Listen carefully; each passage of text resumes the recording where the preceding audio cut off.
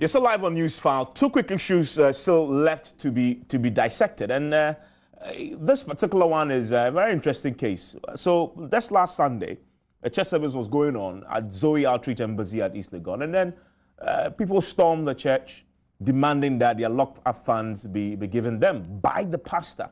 His name is Kobiri.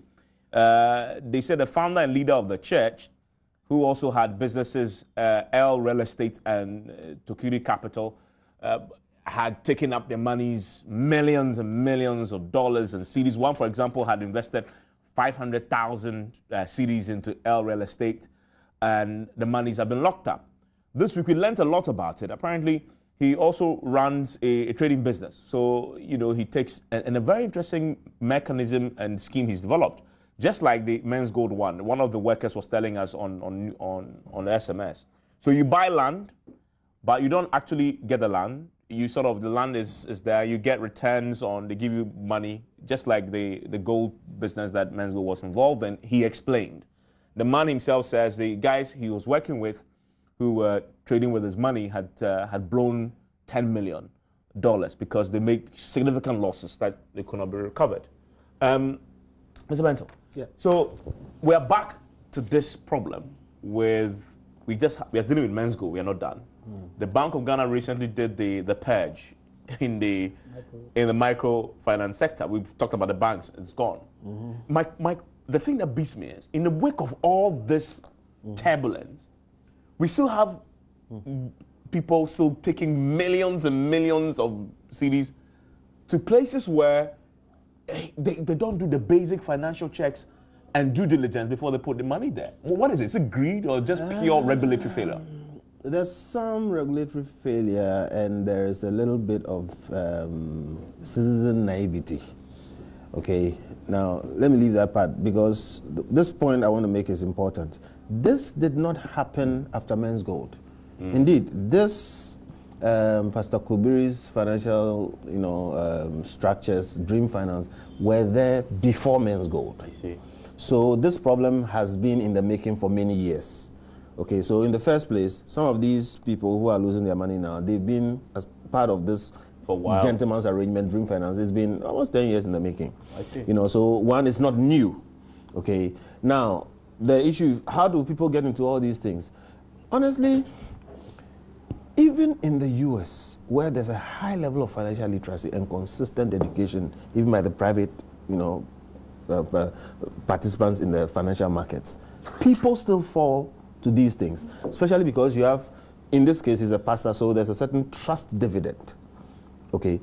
Now, the lesson we must learn is that wherever you are going to put your money, you take some time and check it out and speak to one or two people who have had that experience, and don't let them just tell you something based on an emotion or based on the trust they have for the person.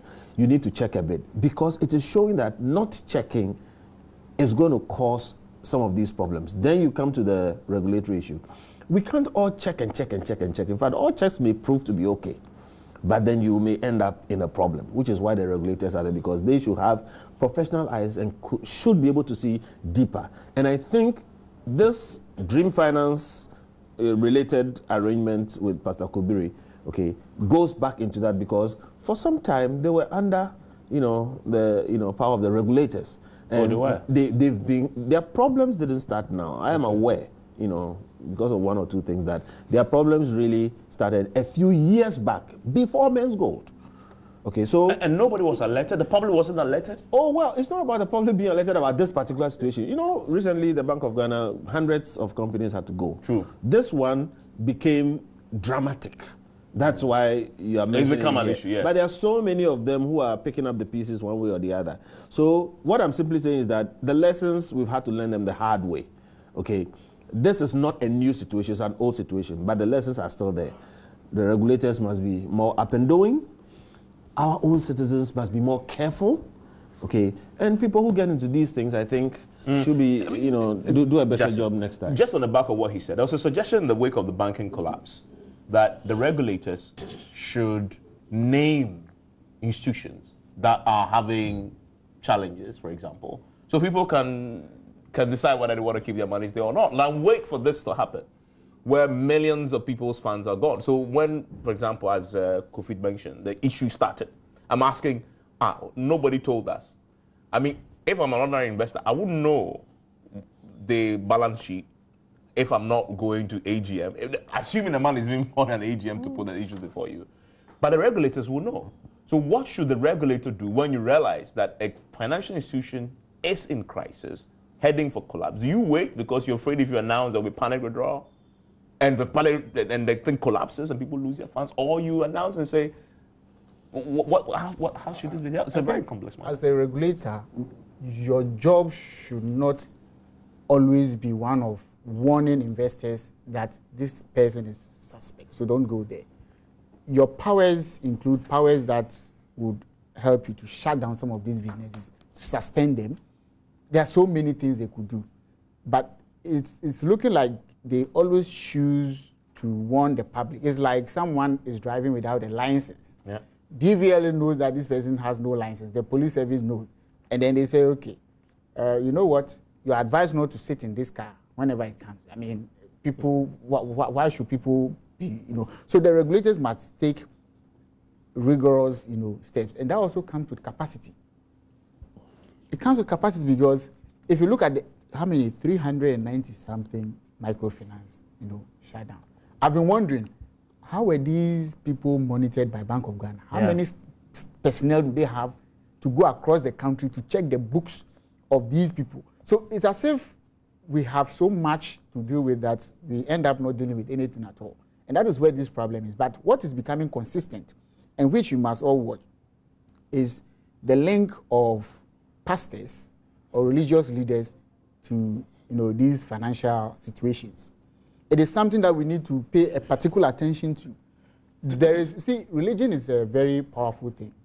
It doesn't matter your level of education. It doesn't matter who you are. Religion can hold you and hold you tight, and you can't do anything about it. That is why this trend is becoming worrying, because people, and if you hear from the victims of this, they tell you, we sent our money there because of the pastor. A lot of them are his own church members. And that is where we not just the people, but even the pastors themselves must know that when you abuse your trust over and over again, there are countries where people don't even go to church at all, where churches have been converted to nightclubs and all manner of places. There's a reason for that. Over time, religious leaders have abused this trust to the extent that people have realized that, look, this thing is actually a joke or it's some fraud that people are doing. So they advise themselves. And then you see cathedrals now becoming nightclubs, shopping malls. So what they are doing is actually to help people, lose faith. It's a way of collapsing what they are supposed to be promoting. So, well, it's difficult. Yeah, they are collapsing. People are losing faith in the religion because they... Exactly. Yeah. So, and if they don't check themselves, which seems to be the most progressive way forward, that you should check yourselves, then at the end of the day, you have no one visit your church. Yeah, but also there's a question of impunity. All the banks that went down, I haven't heard anybody prosecuted yet. Anybody really held to account.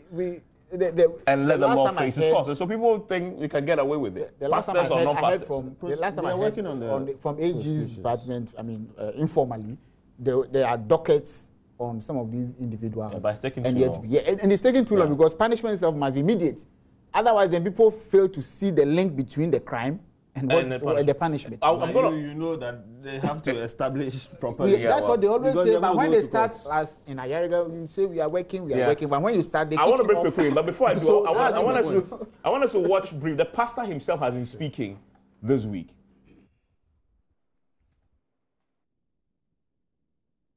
As in percentage, like 5%. It was 5%. Yeah.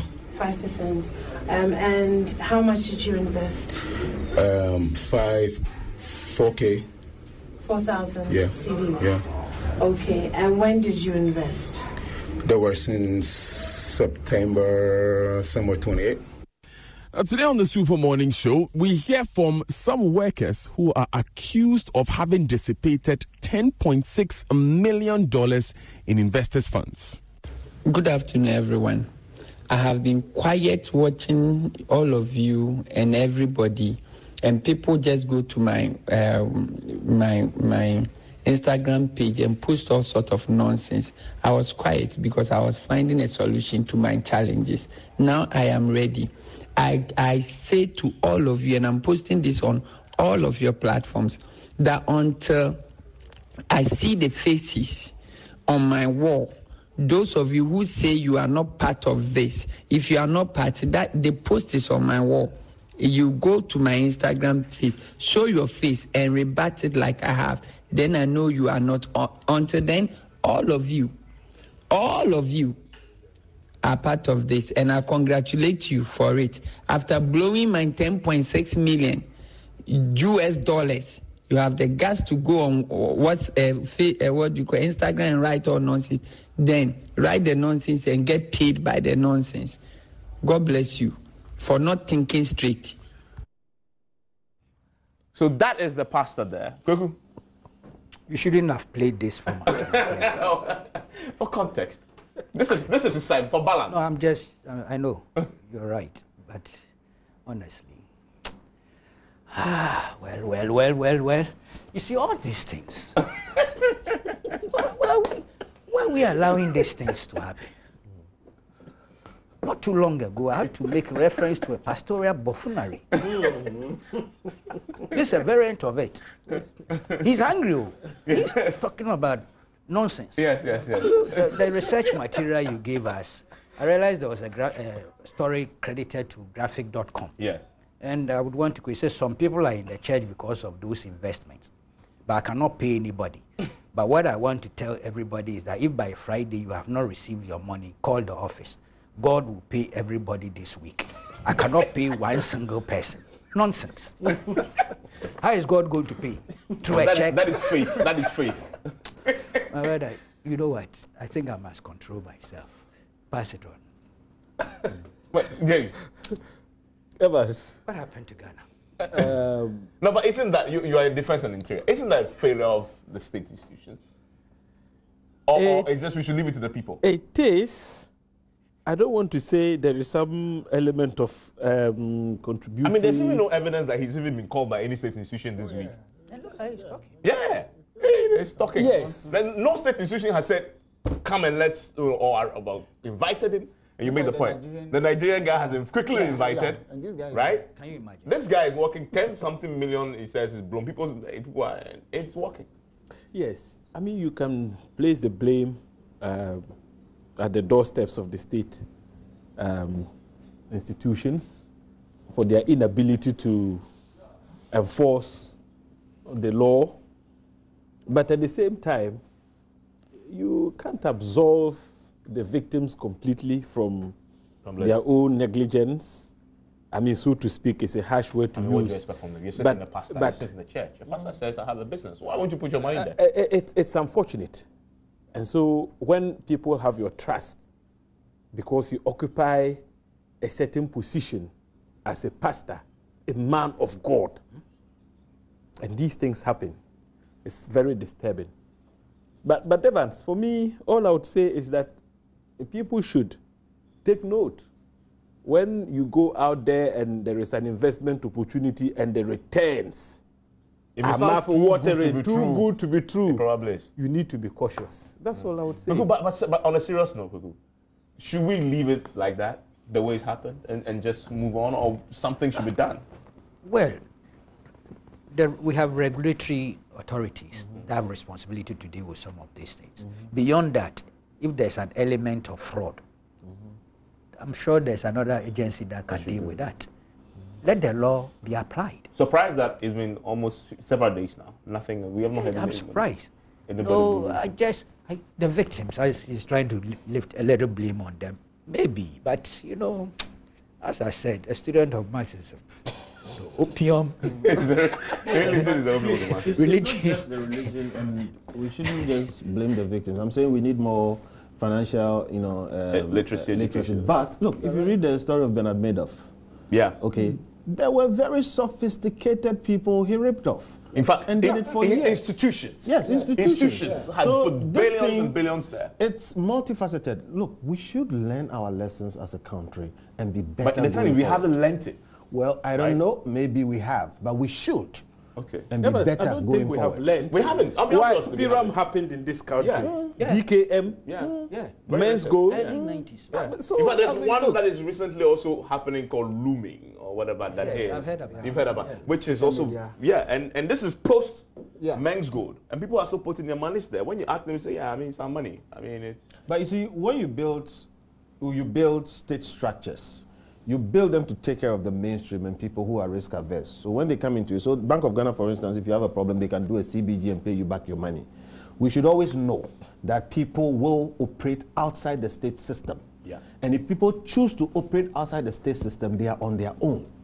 But the state system should be such that when we trust in it, the state will be there to make sure we are protected. Yeah, but this situation, I believe he has licenses. That's I don't know. That's what Maybe he so does. if he So has then that- then so those are the he's things we within should be the asking. system. Okay. That, did he have Is he licenses and what is licensed? happening? His license. Is it licensed? Do you know? I don't know. I know that he has some of the companies like Dream Finance who were properly regulated. So I'm told. but they even got into trouble. My producers tell me in my ear that some of his businesses are properly licensed. Exactly what I'm saying. But the even they regulators got into should trouble. step in, yeah. It was within the framework. Even they got into so those who are within the state system and within the proper legal framework should be protected.